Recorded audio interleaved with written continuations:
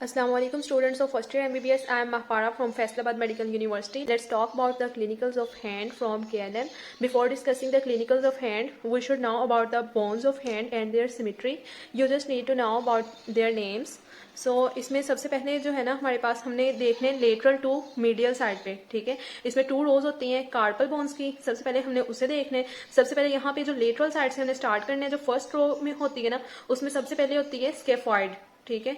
Scaphoid होती है, उसके बाद यहाँ पे लियोनेट होती है, फिर ट्राइक्यूट्रल होती है, फिर पीजीफॉर्म होती है, ठीक है। इसको ऐसे कर लें, ऐसे करके इजीली हो जाएगा, ठीक है। तो ये जो है ना, ये लेटरल साइड है। अब ये अगर बुक के लिहाज से देखें तो हम इसको ऐसे कर सकते हैं, ठीक है। Lateral to medial side, lateral to medial side. Lateral पे फर्स्ट रो में स्केफॉइड, फिर लियोनेट, ये देखो ये स्केफॉइड है, ये लियोनेट है, ठीक है, और ये ट्राइक्यूट्रल है, और फिर ये छोटी सी जो बोन है ना पीजी फॉर्म है, ठीक है। ये फर्स्ट रो की बोन्स हो गई हैं कार्पल बोन्स, ठीक है, from lateral to medial side, ठीक है। और जो सेकंड रो है उसके अंदर आता है ट्रेपेजियम, ठीक है। ये वाली बोन है ना सेकंड रो की मोस्ट लेटरल बोन, यहाँ पे होती है ट्रेपेजियम, ठीक है। उसके बाद आती है ट्रेपेजॉइड, ये छोटी सी बोन ट्रेपेजॉइड, ये पहली ट्रेपेजियम, उसके बाद ट्रेपेजॉइड, यहाँ पे होगी ट्रेपेजॉइड, उसके बाद होगी कैपिटेट, ये सेकंड रो में थर्ड पे होगी कैपिटेट, ठीक है। और यहाँ पे फिर होगी हेमेट, ये है हेमेट, यहाँ पे होती है हेमेट। हेमेट बोन होती है ना, उसके अंदर ना हुक लाइक एक जो होता है प्रोजेक्शन होता है, ऐसे हुक लाइक प्रोजेक्शन होता है, जिसे हम कहते हैं हुक ऑफ हेमेट, ठीक है। इन बोन्स को याद रखने का निमोनिक जो हमें हमारे सर तनवीर ने बताया था, it is quite funny but it is good to remember it, that is Sophia scaphoid lunate triquetral pisiform है ना फर्स्ट रो में, तो इसमें है सोफिया, सोफिया लोरीन, ऐसे सोफिया लोरीन टिंडे पका, ये फर्स्ट रो का हो गया निमोनिक, ठीक है। और जो सेकंड रो का है ट्रेपेजियम, ट्रेपेजॉइड, कैपिटेट, हेमेट का, ठीक है। इसका तो ये हो गया ना सोफिया लोरीन टिंडे पका, इसका है टिंडे तेरे कच्चे हैं।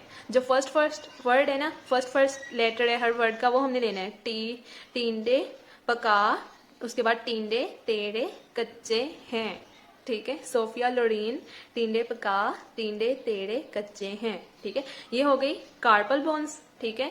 2 रोज हो गई कार्पल बोन्स की, इनकी नेमिंग हमने करनी है लेटरल टू मीडियल साइड, ऐसे अपने हैंड को अज्यूम कर लो बुक के साथ रख के, ठीक है। और ये जो है बाकी मेटाकार्पल बोन्स हैं, यहाँ फर्स्ट मेटाकार्पल होती है, सेकंड मेटाकार्पल होती है, और third, fourth and fifth metacarpal bones होती है। और ये जो होती है ना बोन्स ऑफ फिंगर्स, इन्हें कहते हैं फेलेंजेस, ठीक है। ये फर्स्ट फेलेंक्स हो गई, इसको कहते हैं प्रोक्सिमल फेलेंक्स, और ये उसकी हो गई थंब की डिस्टल फेलेंक्स, ठीक है। इसके अंदर मिडल फेलेंक्स नहीं होती। और अगर इसकी बात करें, इसमें होगा हमारे पास इंडेक्स फिंगर में ये proximal phalanx, middle phalanx and distal phalanx. इसी तरह इसमें प्रोक्सिमल मिडल डिस्टल फेलेंक्स, ठीक है। Proximal middle distal phalanx, proximal middle distal phalanx. This is all about bones of hand. अब आप लोगों को बोन्स ऑफ हैंड्स का पता चल गया, अब इनके क्लिनिकल्स पढ़ने में बहुत आसानी होगी, ठीक है। Clinicals of hand from KLM, तो इसमें पेज नंबर 156 है इसका, ठीक है। अपर लिम्ब, ठीक है, और बोन से रिलेटेड क्लिनिकल्स हैं। तो इसमें सबसे पहले आते हैं फ्रैक्चर ऑफ स्केफॉइड। इसको हम यहाँ से ना इसके क्लिनिकल्स को पढ़ते हैं, फिर आप लोगों को अच्छी समझ आ जाएगी। फ्रैक्चर ऑफ स्केफॉइड, स्केफॉइड यहाँ पे फर्स्ट रो की मोस्ट लेटरल बोन है। The scaphoid is the most frequently fractured carpal bone. It often results from a fall on the palm when the hand is abducted. जब hand ऐसे abducted है और हम fall on the palm, हम ऐसे गिरे कि ये साइड जो है ना हमारी जमीन से ऐसे टच की है, ठीक है। जो ब्लो है ना वो यहाँ पर हुआ है, तो यहाँ पर फ्रैक्चर प्रोड्यूस होगा। It often results from a fall on the palm when the hand is abducted, इसको कहते हैं अबडक्टेड हैंड, और ये होते हैं अडक्टेड हैंड, ठीक है। The fracture occurring across the narrow part of scaphoid, ठीक है। स्केफॉइड का फ्रैक्चर हो जाता है। On palpation pain is produced in the anatomical snuff box on the lateral side of wrist. ये जो है ना, ये है एनाटोमिकल स्नफ बॉक्स। जब हम यहाँ पे हाथ लगाते हैं ना, तो हमें फिर यहाँ पे पेन फील होती है, ठीक है, जब इसका फ्रैक्चर हुआ होता है स्केफॉइड का, ठीक है। Specially during the dorsiflexion and abduction of hand. This one is the dorsiflexion, ठीक है। Upward movement of hand dorsiflexion होती है जब हम हैंड की डोर्सिफ्लेक्शन करते हैं या फिर करते हैं अबडक्शन ऑफ हैंड। ये अडक्शन है ना, हम अबडक्शन ऑफ हैंड करते हैं तब जब स्केफॉइड का फ्रैक्चर हुआ होता है तो हमें पेन फील होती है. Initial radiographs of the wrist may not reveal a fracture. Often this injury is misdiagnosed as a severely sprained wrist. ज्यादातर जो होते हैं ना ये रेडियोग्राफ्स होते हैं, ठीक है. एक्सरे जो होता है ना उसे रेडियोग्राफ कहते हैं. जब हम रेडियोग्राफ कराते हैं ना तो हमें ये डायग्नोस नहीं हो पाता कि ये बोन जो है ना उसका फ्रैक्चर हुआ हुआ है, या ऐसे ही लगता है यहाँ पे कोई स्प्रेन हुआ है, ठीक है, कोई लिगामेंट जो है ना वो र्यूप्चर हुआ है, तो हमें एक्चुअली पता नहीं लग पाता कि ये स्केफॉइड का फ्रैक्चर हुआ है, ठीक है. अब ये उन्होंने रेडियोग्राफ दिखाया हुआ है, इसका बताया हुआ है, ठीक है. बाकी है owing to the poor blood supply to the proximal part of scaphoid. Scaphoid का जो प्रोक्सिमल पार्ट होता है यहाँ पे पुअर ब्लड सप्लाई होती है, तो union of the fractured parts may take at least 3 months, ठीक है. इसकी जो ब्लड सप्लाई होती है वो पुअर होती है, जिसकी वजह से इसकी यूनियन, इसके हीलिंग प्रोसेस को इट में टेक 3 months, ठीक है. उसके बाद avascular necrosis of the proximal fragment of the scaphoid. Pathological death of bone resulting from inadequate blood supply may occur and produce degenerative joint disease of wrist. इसमें पता क्या होता है, ये जो स्केफॉइड है ना, अब इसको पुअर ब्लड सप्लाई है, ठीक है, ड्यू टू एवेस्कुलर जो होती है ना, इस एवेस्कुलरिटी के यहाँ पे अब ब्लड सप्लाई ही नहीं है, न्यूट्रिशन ही नहीं पहुंच रहे, तो यहाँ पे जो टिश्यूज होते हैं ना उनकी नेक्रोसिस हो जाती है, ठीक है. इसको कहते हैं एवेस्कुलर नेक्रोसिस. एवेस्कुलर क्यों कहते हैं कि due to blockage in blood supply या कम ब्लड सप्लाई होने की वजह से यहाँ पे नेक्रोसिस हो जाती है इसके प्रोक्सिमल पार्ट में, ठीक है. और उसके बाद इसकी यहाँ पे जो ज्वाइंट होते हैं उसकी डिजेनरेशन हो जाती है, ठीक है, जिसकी वजह से degenerative joint disease of wrist produce होती है, ठीक है. In some cases it is necessary to fuse the carpals surgically. अगर हम कार्पल बोन्स को सर्जिकली एक दूसरे से फ्यूज करें, खुद फ्यूज करें, इसको कहते हैं आर्थ्रोडेसिस, ठीक है. वरना जो एवेस्कुलर नेक्रोसिस होती है उसमें खुद ही फ्यूज हो जाते हैं, ठीक है, degenerative joint disease of wrist हो जाती है, ठीक है. अब हम बात करते हैं फ्रैक्चर ऑफ हेमेट की, ठीक है. हेमेट जो है वो हमारी जो सेकंड रो है उसकी मोस्ट मीडियल जो कार्पल बोन है वो है. अब फ्रैक्चर ऑफ हेमेट में result in non union of the fractured bony parts because of the traction produced by the attached hypothenar muscles. ये जो हेमेट होती है ना, हेमेट के ऊपर हाइपोथिनार के मसल्स लगे होते हैं, ठीक है. अब मसल्स जो है इस बोन के जो टियर्ड पार्ट है ना, र्यूप्चर्ड पार्ट है, उनको खींचते हैं, जिसकी वजह से बोन्स के पार्ट्स जो है ना वो आपस में फ्यूज नहीं कर पाते जब हीलिंग प्रोसेस होता है, इसलिए इसकी नॉन यूनियन ही रहती है, यूनियन ही नहीं होती, ठीक है. और because the ulnar nerve is close to the hook of hamate. अब जो हेमेट बोन है इसके ऊपर एक ऐसी प्रोजेक्शन होती है जिसे हम कहते हैं हुक ऑफ हेमेट, ठीक है. और वहां से फिर अल्नर नर्व पास कर रही होती है, अल्नर टनल बनती है जहां से फिर पास करती है अल्नर नर्व, ठीक है. तो because the ulnar nerve is close to the hook of hamate the nerve may be injured, ठीक है, causing decrease grip strength of the hand. Ulnar artery may also भी damaged when the hamate is fractured. Ulnar nerve और ulnar artery आपस में closely related होती हैं और ये हेमेट से रिलेटेड होती हैं, इसलिए जब हेमेट का फ्रैक्चर होता है तो सबसे ज्यादा वल्नरेबल स्ट्रक्चर्स कौन से होते हैं? Ulnar nerve and ulnar artery, ठीक है. उसके बाद हम बात करते हैं फ्रैक्चर ऑफ मेटाकार्पल्स. ये जो मेटाकार्पल बोन्स है ना, 5 मेटाकार्पल्स, इनकी बात करते हैं.